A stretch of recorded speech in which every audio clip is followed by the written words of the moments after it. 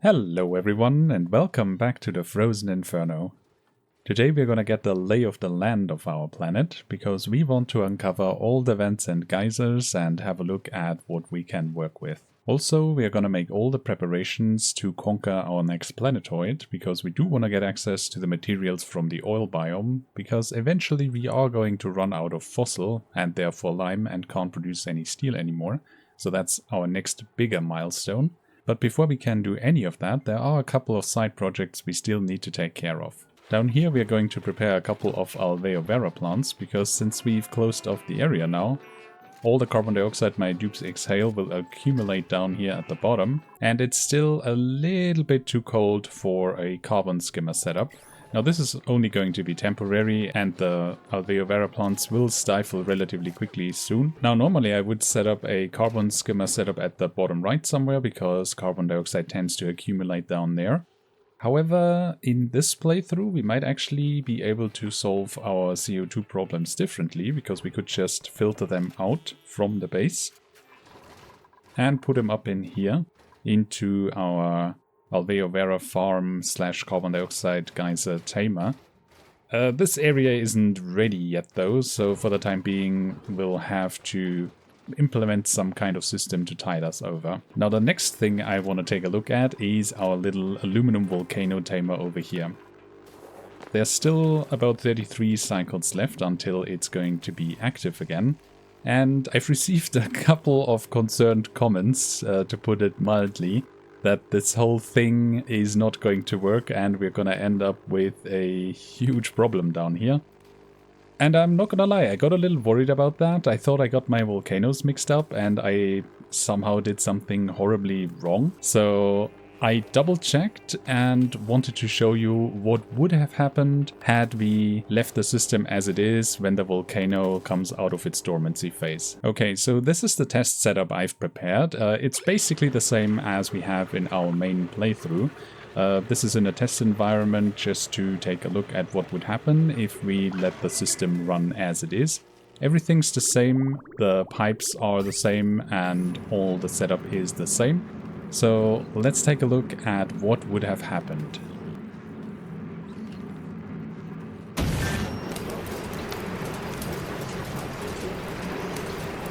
It doesn't even come close. It doesn't even budge.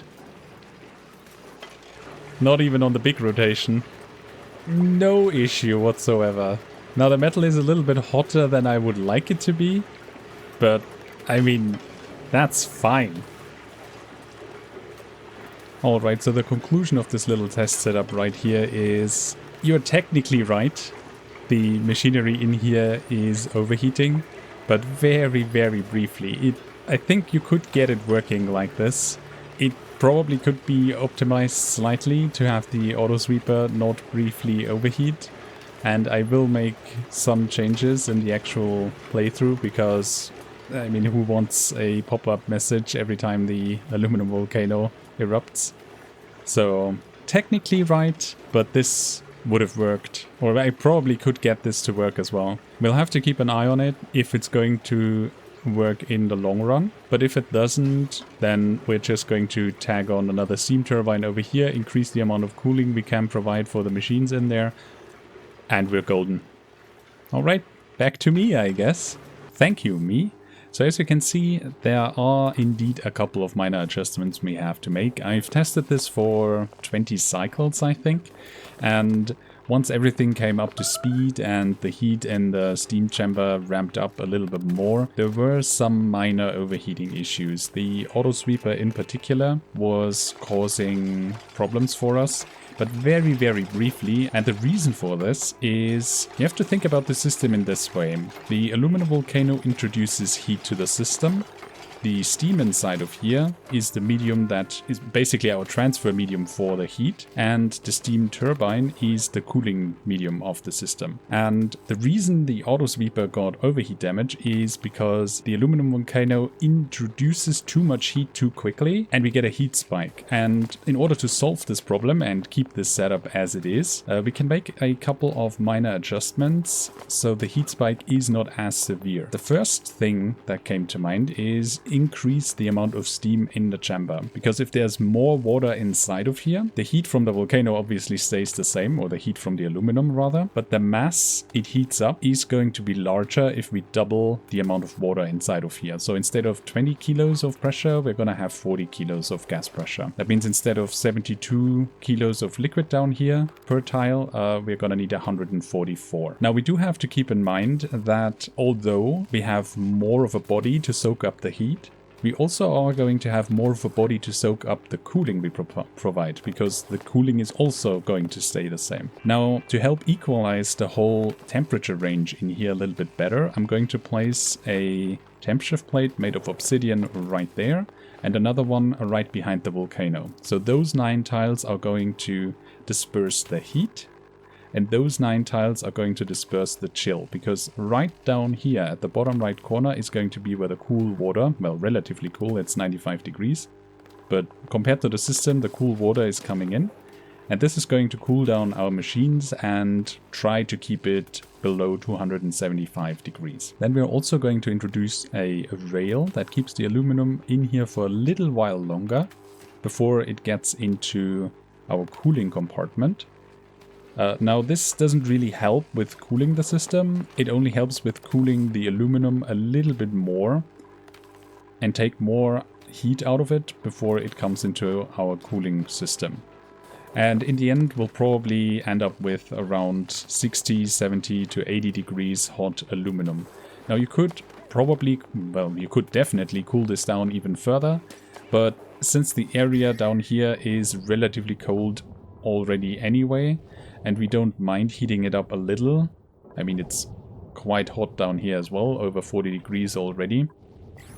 This is going to be fine. We've swept out all the debris. We might want to get rid of stuff like snow that's directly around the area, but it's not going to cause too much of an issue if we drop down 60 degree aluminum right there. Also, we can later on make a central storage and temperature control that a little further as well. Right, so we need to allow access to this area so my dupes can get to work right there. And I've alluded to it already in the last video, but I actually forgot to vacuum this little compartment right here. I put in the naphtha a little bit too early and completely overlooked that there was still some carbon dioxide sitting in there. It wouldn't have caused too much of a problem, because we have a double liquid lock right there, so this would still have been temperature isolated, but I mean the whole point was to have a double liquid lock right here, test out if this is strong enough to keep the steam chamber closed. So yeah, we'll go ahead and vacuum that out as well. And over here we're just going to go ahead and activate the pump again and fill our steam chamber with an additional 72 kilos of water. Now I'm also going to kick the research back into gear, and for that, I mean, there's not really anything I immediately need, so we'll probably just start from the top and start researching everything that doesn't require data analysis research. Let's start with the kitchen. Okay, so in comes the water, and we're gonna have to take a look at the amount of liquid we have inside of here. Currently we are sitting at 78, and there we go, just above 144. In some tiles this should be able to equalize itself out. We let this last blob drip in, and then we are just going to reverse the flow here again, turn around that liquid bridge and lead it back into our, well, albeit very small storage tank by now. Right, so we're sitting at about 144 kilos. That's fine. The gas pump didn't engage yet. Oh, I accidentally hooked it up to the door instead. That makes more sense. So vacuuming out this area is going to be the last thing we need to do.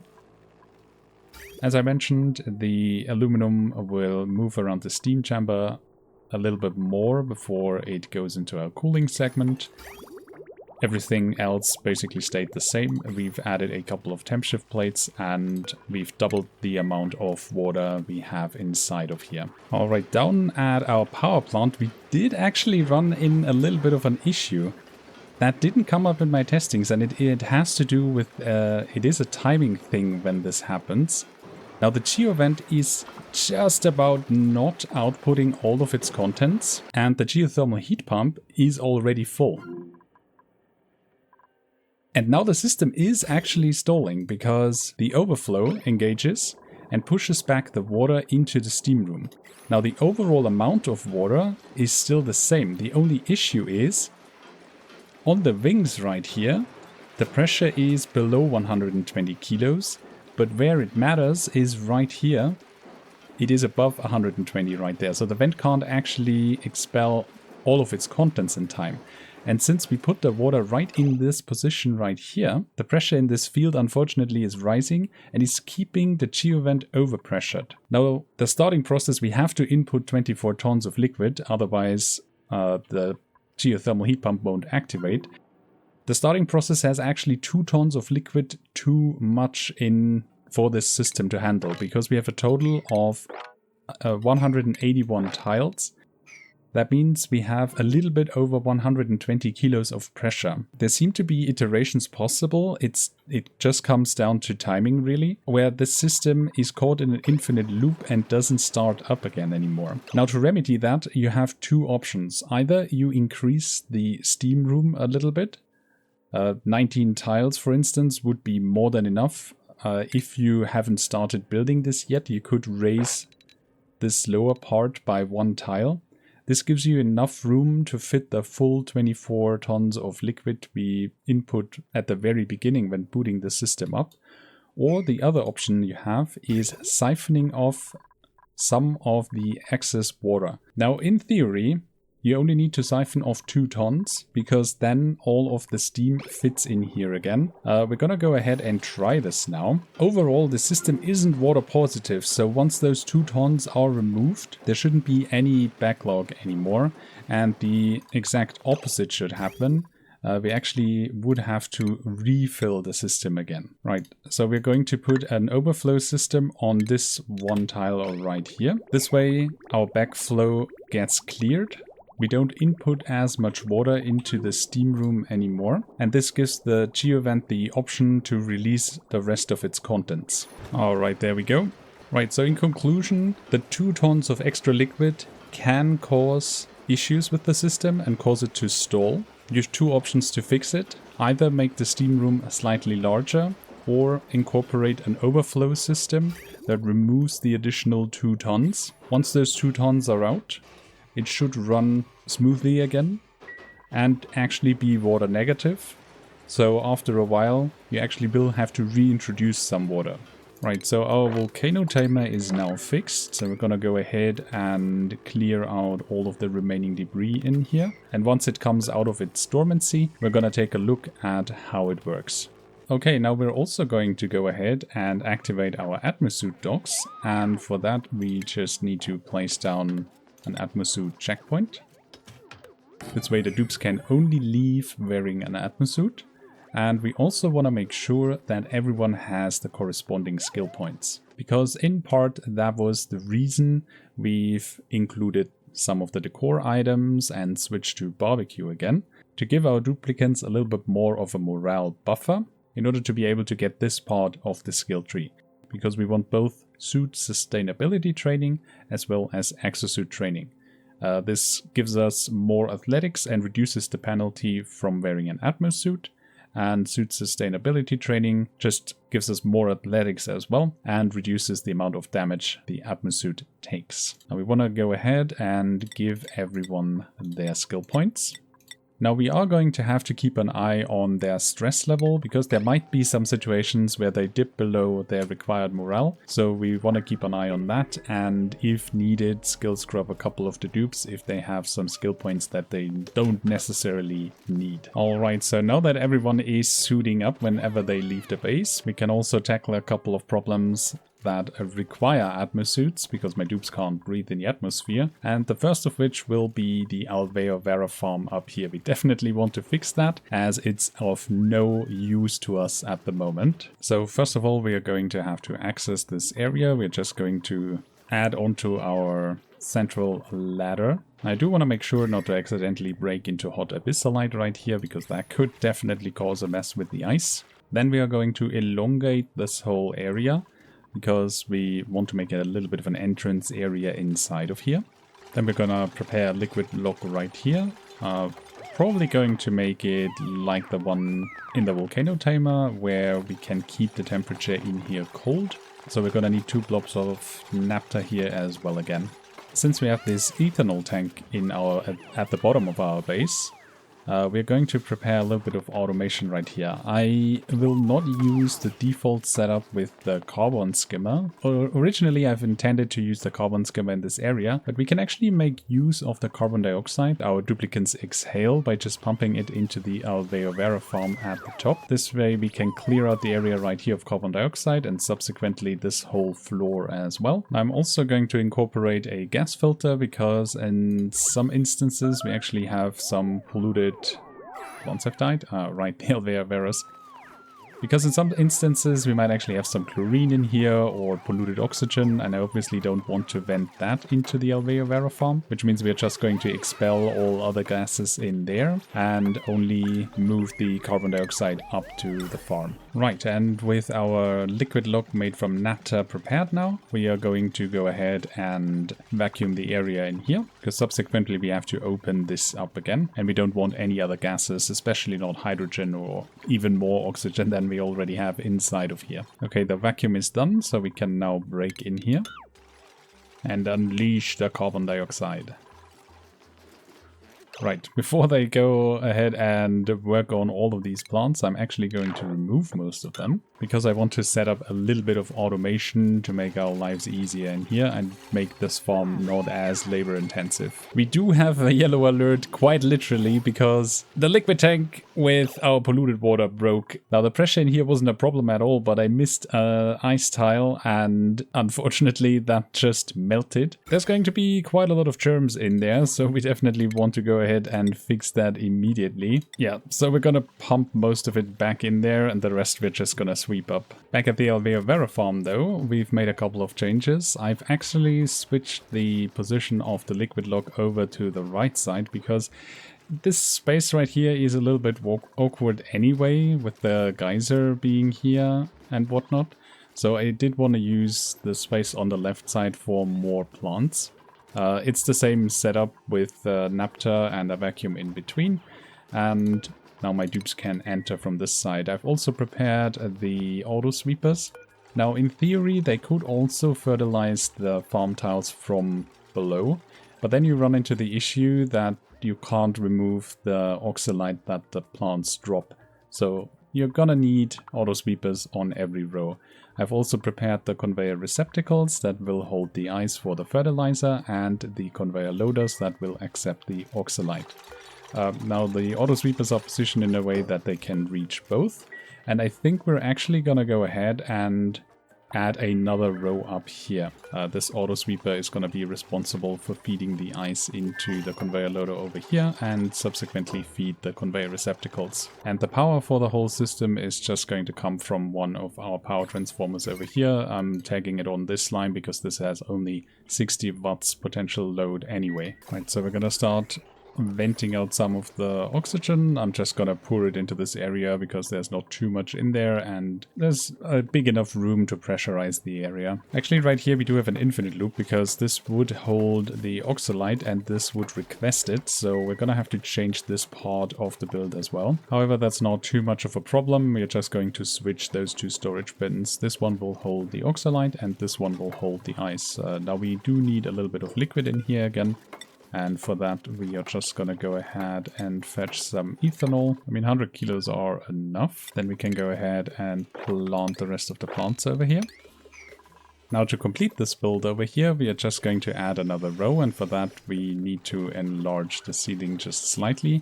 We have to keep in mind, though, that there is very hot abyssalite over in this area. And we are going to have to insulate that as quickly as possible, as to not accidentally heat up the ice or anything around it. Now we're not opening up the obsidian, so there shouldn't be too much temperature exchange in that area. There we go, without major issues. Then we're just gonna close off the section over there and sweep out the rest right here. Right, one neat a little trick you can do right here. It's a little bit tedious. If you don't want to liquid lock and vacuum out an area with gas pumps, you can simply build a couple of tiles and, well, in those positions where you've built the tile, there's not going to be any gas, so you just tile up those 2 or those 3 rows and remove it from the bottom. This way you've also created a vacuum for the area. And there we go. Now we can place down our farm tiles in this row as well and start, set this to buildings only, and start removing everything else in here. Now I doubt that the pressure in here is going to drop below 10 kilos per tile. We're probably just going to remove some of the carbon dioxide in here and pump it back in once all the plants are active again. Right, then we'll sweep the rest in here and prepare all of the automation again. Alright, so we're gonna have to remove some of the carbon dioxide now, and you could use gas reservoirs, but since we are dealing with quite a lot of gas in here, I have a different storage method in mind. And for that we are going to need a rocket platform with a gas rocket port loader and a gas rocket port unloader. Because you can build a large gas cargo canister all by itself. And this baby is going to hold 11 tons of gas for us. So all we need to do is plug in our gas pumps and set this to carbon dioxide. And this way it is going to get filled. So now we can temporarily store some of the CO2 in here, bring down the gas pressure in the room to below 10 kilos. Our alveovaras are going to be able to take care of carbon dioxide again, and then we can start refilling with all the various applications we have. Now you could obviously also do the same thing with an infinite gas storage, or as I mentioned, with regular gas reservoirs, but I don't want to set up an infinite gas storage for this purpose, and with the reservoirs you just need way too many for them. Right, while this is filling up, we are going to go ahead and make some more adjustments to the base. Because by now we are actually sitting at almost 10 degrees in most areas, which means it is high time to install a bathroom. Now the way we are going to set this up is rather simple. We've already prepared our utility closet in the back right here. That's where we are going to start. We're going to need a water sieve and connect it to a liquid reservoir with an overflow system. This overflow is very simple and it's going to siphon off polluted water. Because if polluted water can't jump across here anymore, since the pipes are full, it's going to fill into the liquid reservoir. Now you could also revert this and siphon off clean water, in quotation marks clean, because it's still going to have germs in it. But I find polluted water has more applications and it's handy to have a couple of storage tanks prepared with it. Now I'm also going to include a little bit of automation, so my dupes don't have to provide the sand themselves. And we're also going to remove the polluted dirt automatically. Then we are going to prepare our very nice ink yellow lavatory that we got in one of our previous episodes. Oh, and look at that. Isn't it beautiful? Right, with those in place, it's also going to be easier to pinpoint where the pipes need to be, because it's also the same for the sinks. We're just going to bridge on like this. This way we don't overfill.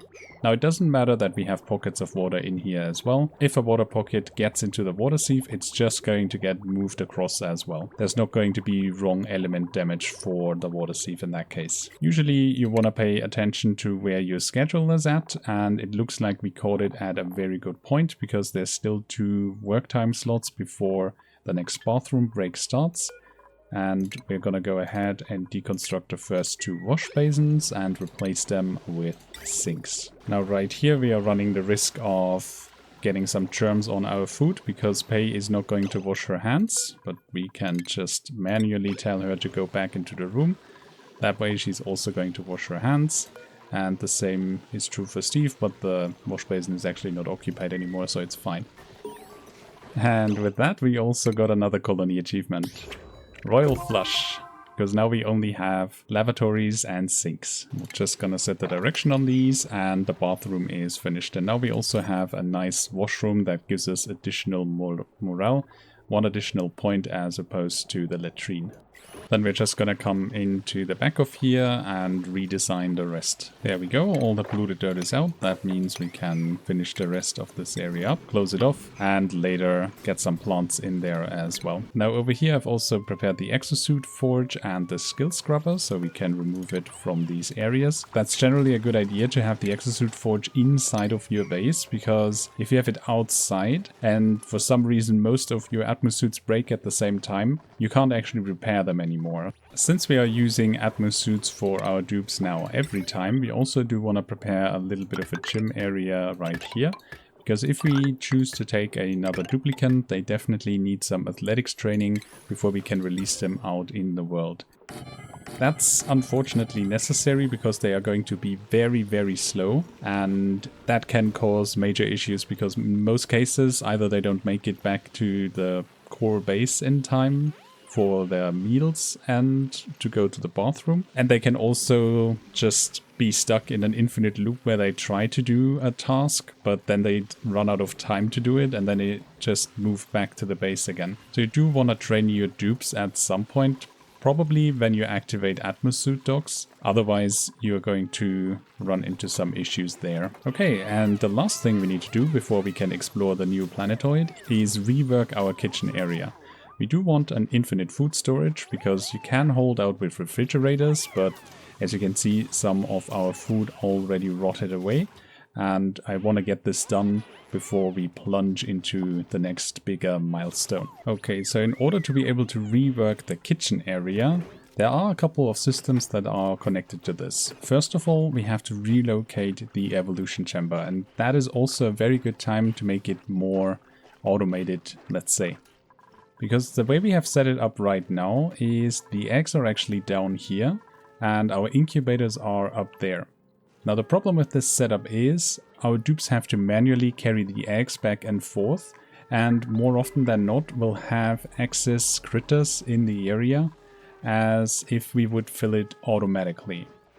And in order for that to change, we're just going to relocate the evolution chamber to up here, have our incubator set up there, and an auto sweeper that can reach all of it. Then we are also going to set up an automated system that is going to pull out all the meat if the eggs were not necessary in here. Alright, that part is done. Can lock the pneumatic door, not that it really makes a difference.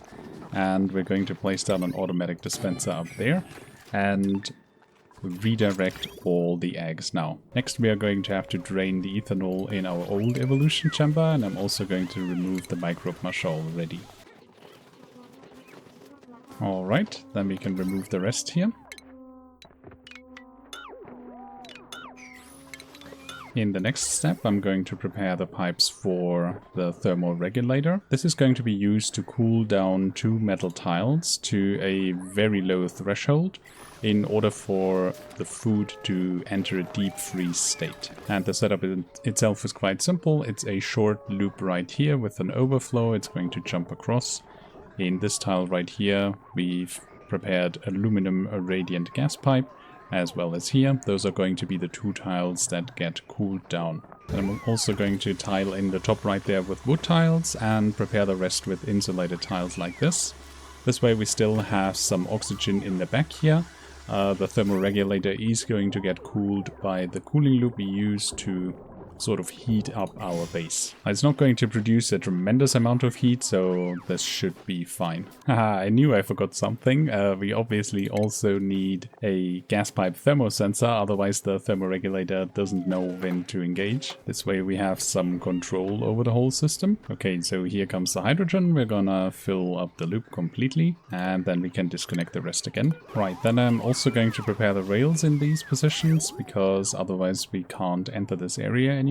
Right, so now we are going to seal off this area, and we have to get a vacuum in here. And for that we use the same method as previously with our Alveo Vera farm. We're just going to build a couple of tiles right here. That way the area will be vacuumed for us. Now there are a couple of methods of how you can infinitely store food. Either you can keep it in a vacuum, because vacuum is considered a sterile atmosphere, or you actually keep it in a sterile atmosphere like carbon dioxide or chlorine. Now in the past I've usually used chlorine, but I since also changed the design of my kitchen and I want to try placing it down in a vacuum now. Now there's a distinct difference between keeping food in a sterile atmosphere or keeping it in a vacuum. If the atmosphere is already minus 18 degrees, the food counts as deep frozen, although the food itself might not have reached that temperature yet. It is going to eventually reach that temperature, but it will already count as deep frozen. In a vacuum, however, that's not the case. It will not count as deep frozen unless the food itself is chilled down. But since I've never really tried keeping it in a vacuum, I thought I might give it a go this playthrough. Alright, now we're going to make a makeshift liquid lock right here by dropping down some naphtha on this tile. Right, so now we can reopen this part and we are going to keep a vacuum in the area. There we go. And then we are going to place down a conveyor chute right there. This way the area is still vacuumed out. Right, and now we can deconstruct these tiles right here. And this way the autosweeper can reach inside our food storage that is going to store all the raw ingredients. Okay, then we only need an insulated tile right there, place down a liquid vent and fill it with another blob of naphtha. And we have 30 kilos of naphtha and 2 vacuum chambers right there. Okay, then we can also set the cooling system now. I'm gonna go big on this one.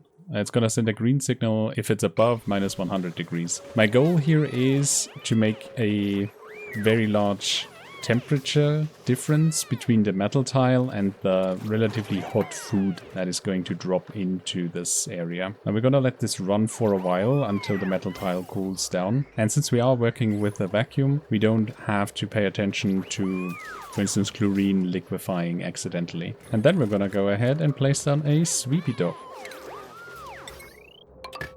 Alright, by now our metal tiles are cooled down to minus 100 degrees. That's perfect. So now we can introduce the food into the respective areas. And the system is actually quite nice because the auto sweeper over here is actually going to be able to reach into the ingredient storage and provide, let's say, meat and tallow, for instance, to the microbe musher, or meat to the electric grill for barbecue. Right, so all the food we produce right here will get shipped into the conveyor loader and placed up there. The autosweeper can reach the conveyor loader, as I mentioned, can reach the raw ingredients, but it cannot reach in here, so there's not going to be an infinite cycle, and my duplicants can just come along and grab the food in here. Now the autosweeper can also reach the sweepy dock, and we are going to change up the area here slightly. So the sweepy dock can actually go all the way across here and collect all of the food my duplicants just leave lying on the ground. That way, the autosweeper is going to collect that as well, and we'll put it back into our cooled storage. Now, where I can, I will automate the distribution for food.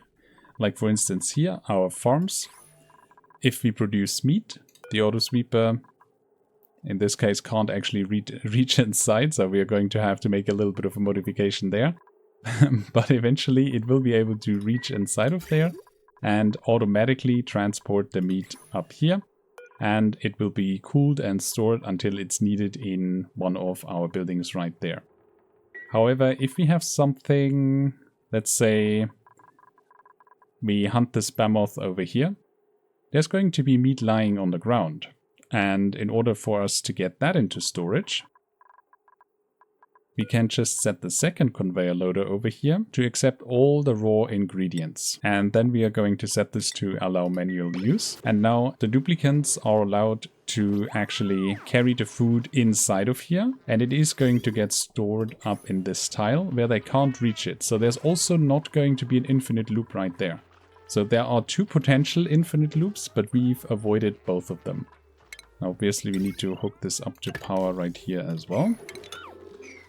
That is going to transport the first couple of food items into our storage right there.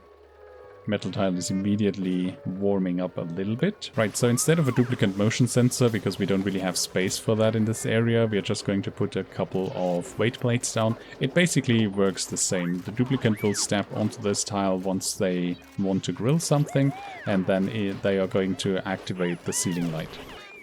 Most of my food, other than the pemmican, is deep frozen. Now the only downside this system has is you can't have your dupes move in the already prepared food.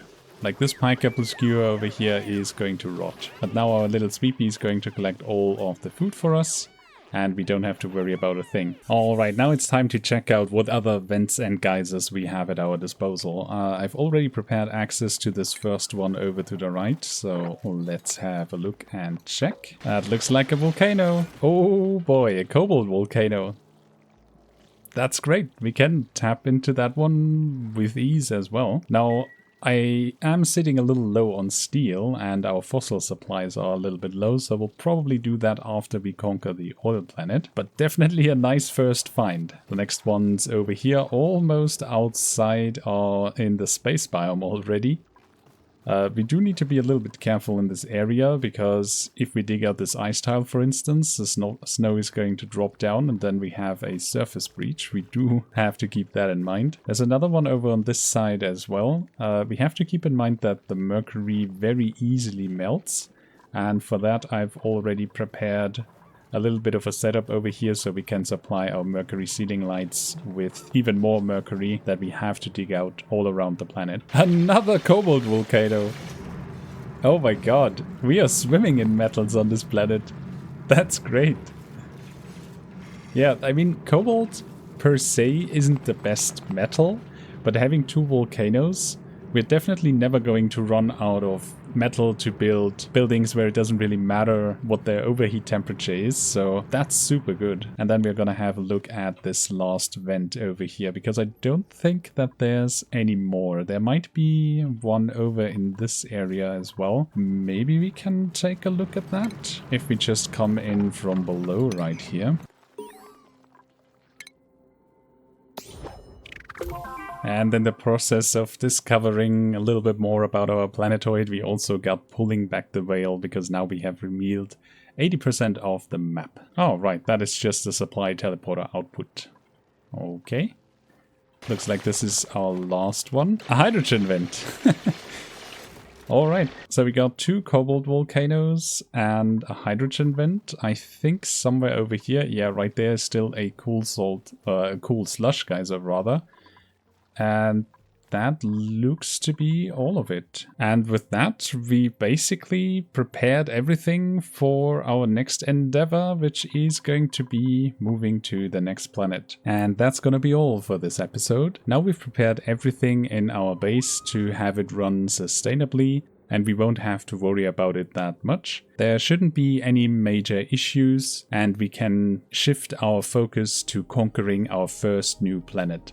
So in the next episode, we are going to use the teleporter and colonize the oily planet. I want to give a shout out to our first member. Thank you very much for the support. And thank you very much for watching. And until the next one. Bye!